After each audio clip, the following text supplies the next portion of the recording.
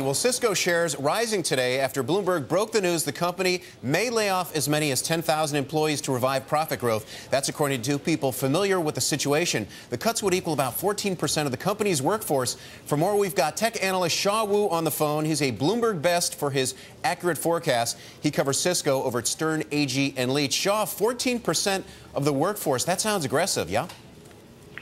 Yeah, Adam, I would agree. That seems to be a bit on the high side, but we'll have to see what they ultimately do. And what were your own estimates? We had heard that something closer to the lower end of the range, 5,000, and primarily through early retirement packages.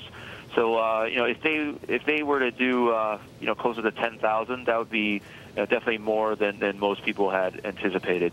Shaw, this is Scarlet. To what extent would a cut of 10,000 jobs be an admission that the growth prospects are just not there in the foreseeable future?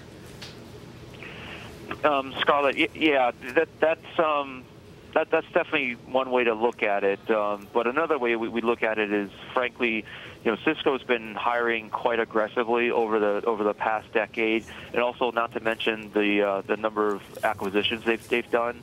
So sometimes it makes sense to do a little bit of a reset. This 10,000 number sounds high, but may be the right thing to do at this point. Hey, Shaw, a reset, I mean, if you told me 14% of the workforce, that sounds like a lot more than a reset. Yeah, I mean, again, they've added their headcount. I believe their headcount has literally doubled if you through both organic as well as through acquisitions.